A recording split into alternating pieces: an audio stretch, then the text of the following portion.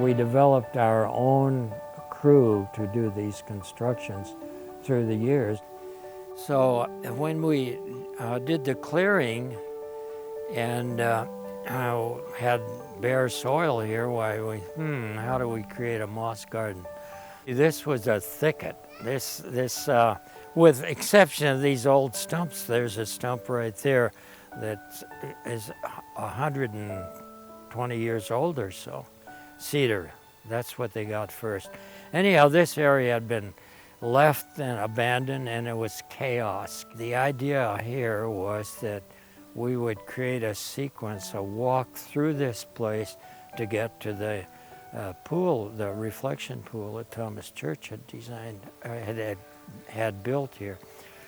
So Mr. Bloedel was a little bit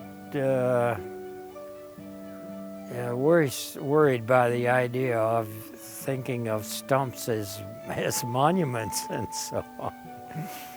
But I showed him some pictures of things in Japan, and I think one thing that finally persuaded him was Dick Brown, who was a curator here for many years.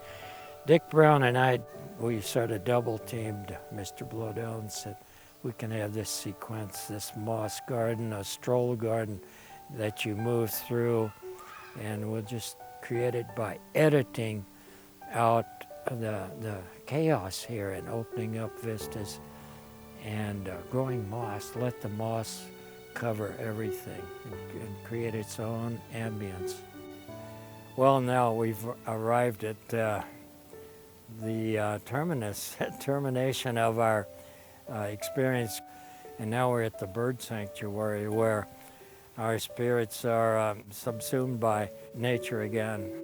And here, the idea was that you would stealthily come through the woods and you would end on a peninsula, and dug into that peninsula was like a bird blind, and you could be seated there and you could observe the flow, the tide, the ebb and cycles of the birds fledging and mating, fledging, birth, hatching, and flying off and all. So this was the kind of terminus of this sequence of landscape events or experiences. One of the very last projects that I worked on actually was this, the conversion of the guest house swimming pool. So then I came up with the idea of the Garden of Plains, which was very simple conversion. And then I developed this orthogonic, I call it origami, like folded planes. And so the deep end of the pool, I made the deep end of a inverted pyramid, negative pyramid. And the west end I made into an elongated pyramid. So it had a very enigmatic quality which very much appealed to Mr. Bloedel. Well,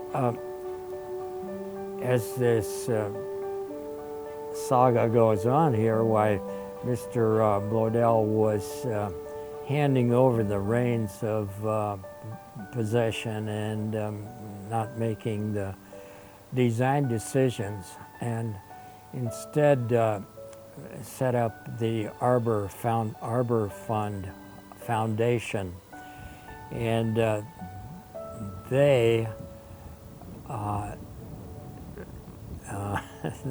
released me from my duties here and replaced me with another firm.